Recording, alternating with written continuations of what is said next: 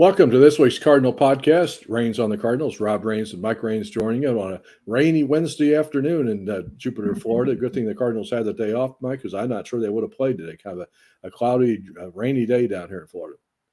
Can they get rid of the rain before I get down there? We're going to try. Yeah, I think today was looks like the worst day of the next week or so. So it was good. Let's hope. Again, yeah, you're going to be joining us soon. You're going to be a part of the horde of fans rushing into the Homewood Suites Hotel. We've seen a lot of people in red. We've met people from that we already know, and some new ones coming down from even as far away as Canada, Indiana, Kentucky, Nebraska, and of course St. Louis. A lot of people now filling up the Homewood Suites lobby here at our spring training headquarters hotel as we get into the middle of March and spring breakers start to show up as well. So it's always a good time, and it seems like we're getting farther and deeper into spring training when all that happens. And it's always an exciting time as you get farther and deeper and start to get a better look at some of the guys and how they're progressing and how they're playing. And, of course, always some of the injuries and things that pop up too. And we're going to get to some of those in a second. Before we do any farther, though, I do want to thank all the people who've reached out to us and commented on the fact that they enjoyed the podcast here that you and I have started, and particularly complimentary of all your contributions. And so you're the star of the show instead of me, so that's okay. I'm happy with that. I don't know about that. And we're happy to have you as well as all the other nice comments about the Jupiter Minute podcast, the postcard reports that we do from spring training, as well as some of the features, the Thomas the GC photo. Picture story that we ran this week, big feature that everybody kind of seemed to enjoy. So appreciate all those kind comments and glad you're checking out stlsportspage.com for all your Cardinal coverage. Speaking of that, Mike, and you alluded to it, the big news of the week, the injury to Sonny Gray. Of course, the one goal when you come down to spring training every year is you want to get everybody out of here healthy. And unfortunately, it doesn't look like that's going to be the case for the Cardinals this time around.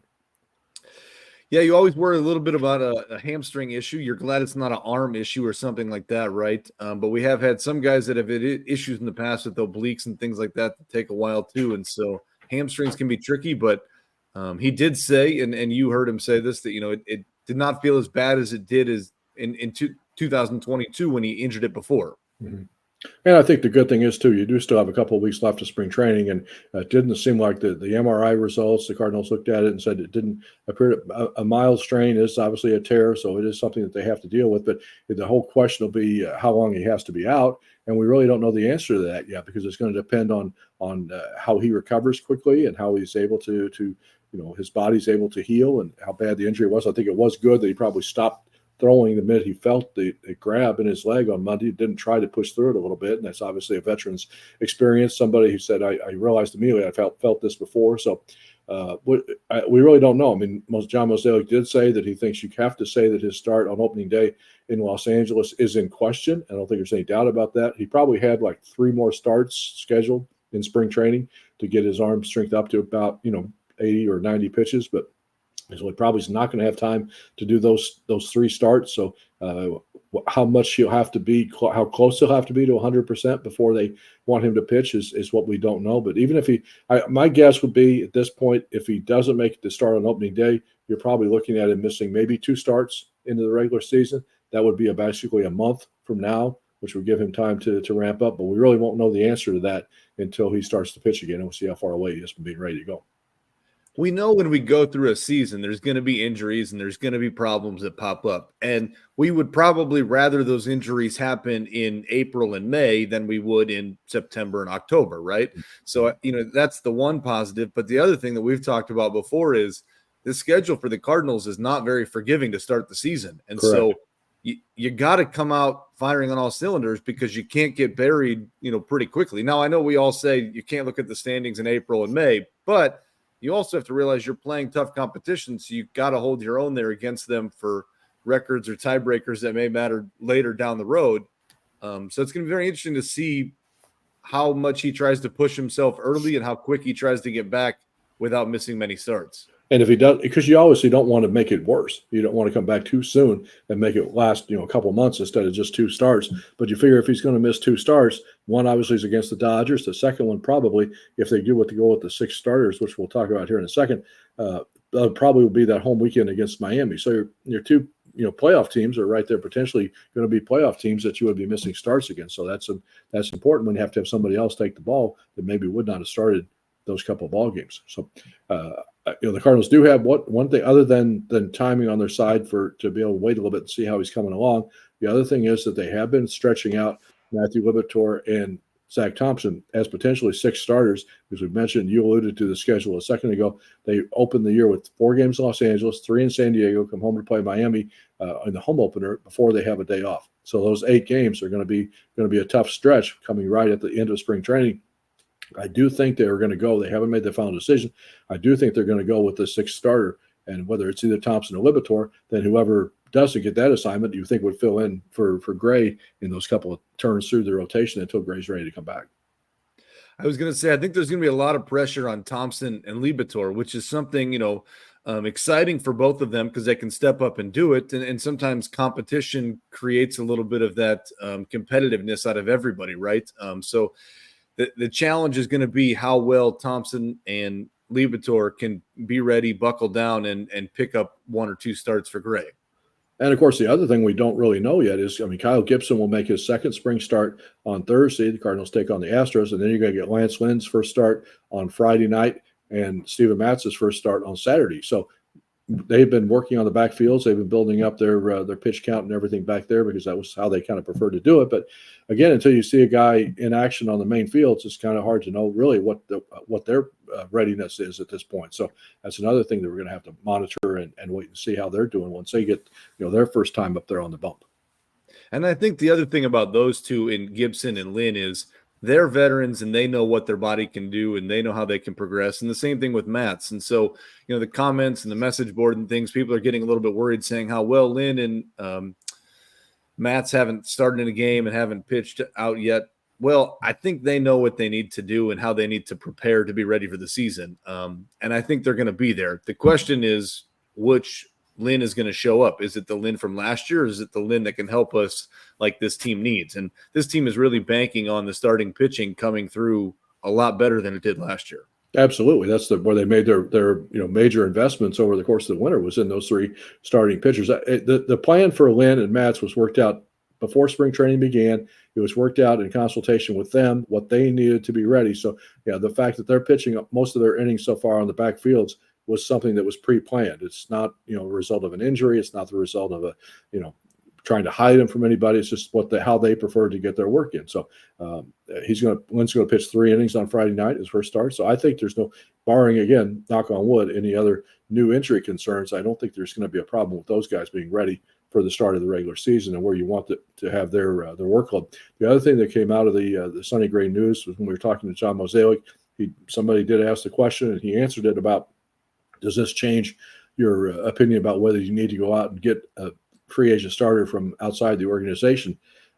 Basically meaning Blake Snell, Jordan Montgomery. There are a couple other lesser, Michael Lorenzen is one. There's a couple other free agent starters on the market. They'll probably be obviously a little bit below the Montgomery and Snell category, but he said right at this time, unless something changes, then we have to do something different. No, I don't think we're required to do that at this point. So I think anybody who thought, oh my gosh, Scott Boras is going to get his wish come true of an injury, going to make somebody go out and sign one of those 2 guys and overpay him. At least it won't be the Cardinals. It doesn't look like at this point. And I think the thing, too, is not to over speculate and over worry because right now they're calling it a mild hamstring strain. And most, if he misses 1 or 2 starts, and if we go out and sign this starter, sure, it would help and it would replace somebody like Matz, but I don't think they need it at this point in time. As we start progressing and as we look at this team, 2 or 3 weeks from the All-Star break, we could be having a different discussion about what kind of pitcher they need. And that may happen at that point in time. But right now, I think we just, pick up the lost game or 2 from Thompson or Libator and roll with it. Yeah, and I think you see where you are maybe at the trade deadline and then decide maybe if you're in the race and you need another starter, then maybe you kind of might do something different. Visiting with Mike Raines here on the Raines on the Cardinals podcast, our weekly podcast here on STLSportsPage.com, part of our continuing spring training coverage from Jupiter, brought to you by all of our great sponsors, AAA Travel, Missouri, Drury Hotels, the Archwell Health, our newest sponsor. I'll be looking for our new healthy podcast coming up starting shortly with Archwell as well. Answer all your medical health related questions. And well, of course, our home away from home and spring training here, our headquarters hotel at the Homewood Suites, Palm Beach Gardens. All right, so let's flip away from the starting pitching for a second, that injury. The other injury concern, which I think people are getting a little bit more worried about as we get now almost halfway through the spring training schedule, we pass that mark this weekend, is the status of Tommy Edman. He is taking swings off a tee. He's soft tossing, but really hasn't done any live swings yet. He'll have to go from that coach's pitch to live batting practice into the live batting practice, then into games. But I think it's a concern now that with 2 weeks to go, is there enough time for him to be ready and playing 100% by opening day? Yeah, and I think it probably reads into the Brandon Crawford signing a little bit more now that we're seeing the progression of Tommy Edman, because it meant that there wasn't Edman is not available as a backup for Wynn if there was any sort of issue there, and so that's kind of the coverage of what the Crawford signing meant. But now you're looking at Dylan Carlson to step up a little bit more and fill that role for how long Tommy may be out. And you've got some other options who can step up there, and Donovan can play in the outfield if need be, and you've got a few other options there, but it's certainly concerning to see someone you're banking on being a key piece of this outfield and the key piece of this lineup, and Tommy being out a little while longer than we all thought. I think a couple of weeks of live in-game action is enough time to be ready for a position player, but there's no indication that he's getting close to being able to do that. I mean, I think he's probably at least, but you got to look at the progression of some of these other guys, maybe at least a week away from getting into a game action. Then you're down to maybe just a week or so to go. So I'm becoming increasingly pessimistic, I guess, that Edman is going to be ready when the regular season begins. And then they have to decide, we want to just, how long is he going to be out? Is Carlson ready to be that full-time center fielder? Do you bring in somebody like Michael Ciani on the roster temporarily as another guy who could play center field? He had a good game on Tuesday. Ali Marmola, quick to praise how he played in that game.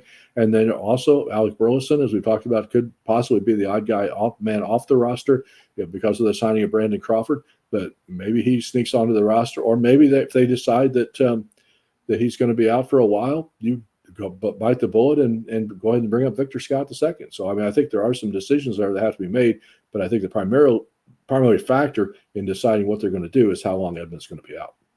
And there's no set timetable on how long it takes a position player to get ready and come back. So we're just kind of speculating when we say this, but the guess is probably like March 12th or 13th. If we don't see him in games about that time, then I think we start to worry a little bit more. So we've probably got about 5 or 6 days before he needs to really be in games to have a full 2 weeks to be ready to go. Otherwise, yeah, I think we do have an issue, right? And I think there's some options, right? I mean, you could probably even get by, depending on how long he's out, you could get by with Newbar in center and Donovan in left for a little bit if Gorman's back is doing strong enough to play, and plug somebody else in at DH. Or like we had talked about before, Burleson could certainly play left and Newbar can play center. So there are options. It's just a question of, do you want to start the clock on somebody like a Victor Scott or, a younger guy like that? Or do you just try to get by for a little bit, depending on how long Edman's going to be out? And I think it also may depend a little bit too on how the rest of the players are doing. The offense has not been beating the ball to death here in the first part of spring training. He finally got the first home run on Tuesday from Paul Goldschmidt after 10 games without a home run. A lot of the guys who, counting on being regular players have not gotten off to good starts. And I know you can overreact to spring training statistics very easily. Whitey Herzog always used to say the 2 worst times to judge a player were spring training and September. But I think that they are counting on a lot of these guys, to be productive. And like Jordan Walker has not had a very good spring to this point. He did have a big hit on Tuesday. Dylan Carlson, a 2-run double on Tuesdays. We mentioned Goldschmidt with the home run. Arenado has hit well. Mason Wynn has hit well. But I think I don't know that there's really a concern about the offense, because that was one thing I think we kind of all expected to be good this season, because we really are basically counting on the same guys who played pretty well by and large last year, and you could see where they would all improve a little bit if the pitching was better. But maybe we should be a little bit more worried about the offense. I'm not sure. If we look at last year, we would all say we want this team to perform better this year than it did last year in the regular season, right? We can safely say that. Well, last year in spring training, they had the best record at the end of spring. They came through flying out of the gates. We should remember that. Maybe we want to flip the script and not be coming out as strong, and maybe they'll come out better in April. I don't know.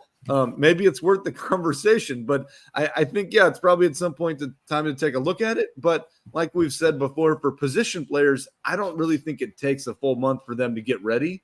I think more of spring training is designed for the pitchers to work up their arm strength. So I would say within those last 2 weeks of games, from March 15th on probably is when we start to look and say, okay, what is this team actually doing when guys are getting 3 at-bats in a game? And I think the other part of this too is that you have to realize that spring training is different now than it was, 20, 30, 40 years ago, in the sense of back then, most of these guys had regular jobs in the winter. They worked construction, sold cars, whatever it was, and they come to Florida and have that much time to get back in shape. Well, these guys they might take a week or two off after the end of the season, the previous season, but then they're in the gym, hitting every day, running every day, working every day. So they don't really need to come to Florida to get in shape. They just need to kind of get their body trained into a baseball condition, but they're already in pretty good shape. And I think that shortens the window of how long it takes them to get ready. Absolutely, it does, I think. Well, as we mentioned, you're going to join that horde of people who is going to be heading down here very shortly to spend some time in spring training with us. And what, as you get ready to leave St. Louis and come down here, what are you looking forward to? What do you want to see when you get down here out of this team? We've talked a lot about a lot of different things, and so there's a couple different angles that I'm looking at. One, I'm really looking at this bullpen, right? Because there's a lot of new arms in this bullpen and a lot of guys we want to take a look at and see who earns the spot on this team, right? Is it Kenyon Middleton? Is it John King? Is it Palante and Gallegos that have been there last year? So one angle that I'm looking at is the bullpen for sure, because I think there's a lot of guys there. And then the other area that I'm looking at is, I don't know if there's anybody that gets out and covers the minor leagues like you do or gets to as many games as you do. So, some of these younger guys that we haven't got a chance to see, like Victor Scott II, or some of the guys that came over in trades, such as Thomas Sagasi and Teka Roby and Sem Robersay, some of the younger guys that we don't know as well too, that are highlighting that top 30 prospect list. I think we all want to see and get a chance to see what they can do and what they're about. And I think the interesting thing is coming up, and we'll talk more about this probably in the next podcast next week, is next weekend is when the Cardinals have their one thing that Major League Baseball is doing differently this year is this breakout game with some of the young prospects. They're going to do 2 of those games on Friday the 15th and Sunday the 17th. And I think a lot of these minor league guys that you just mentioned, both guys who have been in camp with the big league club as well as the top minor leaguers who are in the minor league camp, which has now already opened too, they're going to be playing in those games on the main field. So I think that's going to be really fun to see someone. It's kind of like a local version of the Futures game, maybe to see some of those guys performing on the main field. So that should give us a look at some of those guys as well. Cardinals did make their first round of roster cuts on Tuesday, reduced their number of players in camp to 58. No real surprises. All the players sent back to the minor league camp were non-roster players, so you kind of knew they were here just for a little bit of the time and to look before they could kind of go increase their preparation as the main starters start to play longer in games and start pitch longer in games. Those innings and chances to pitch and chances to get at bats in the main games are going to kind of dwindle to a real few. So that's why they send those guys back out to kind of get in their own work that they need to get done to be ready for the regular season. So no real surprises there. Will be more cuts to come. Obviously, they've got to get down to the 26-man roster by opening day. So stay tuned for some of those things as well. Coming up on Thursday, we'll get really excited about our annual baseball bash that we have here at the Homewood Suites. We're going to have a couple of players, Matthew Libator and Victor Scott II. As we mentioned, they're going to join us for our little pep rally and fundraiser for Rainbows for Kids. And I'm really looking forward to it. You have a really good crowd on hand. A lot of these people here are looking forward to it. You get a chance to get some autographs, get some photos. So appreciate those 2 guys for coming out. And if you're in the Jupiter area, not too late to tell us that you're coming. Just shoot us an email, stlsportspage@gmail.com. So we kind of have an accurate count about how many people are going to be here. It's about 4 o'clock or 30 minutes or so after the ball game is over on Thursday. So really looking forward to that. Yeah, that'll be an exciting time for everybody that's there. Come meet some of those guys and get to hear a little bit more about what's going on and hear from them directly too for a little bit. And as we mentioned, the Cardinals will pass the halfway point this weekend in a number of games here in spring training, so just a little more than 2 weeks to go. And then they obviously everybody well aware of the fact that as they leave Florida, they're going to head west, stop in Arizona to play the Cubs in a couple of games in spring training, which I think will be really kind of fun as they head on into Los Angeles to start the regular season. It seems like spring training goes faster every year, and this year is no exception. I think we're almost now halfway through the spring training schedule. So 2 weeks to go, and we'll be talking about on the verge of the opening of the regular season. Yeah, there's a lot to watch in these last couple weeks, right? So it's going to be exciting to see a couple close roster spots, to see how close some of these guys make it. A couple, tight races in the bullpen, tight races for starter pitchers. There's a lot to watch, right? So it's going to be an exciting time. And especially the biggest thing to watch will be the status of Sonny Gray and Tommy Edman as we get closer to opening day. So, Mike, thanks for the visit as always. Safe travels to you, and maybe we'll both be in Florida together when we do the next week's podcast here, Reigns on the Cardinals. Can't wait. That's Mike Rains, Rob Rains, this week's edition of Reigns on the Cardinals podcast, brought to you by AAA Travel of Missouri, Archwell Health, and the Drury Hotels here on STLSportsPage.com. Thanks for watching, everybody.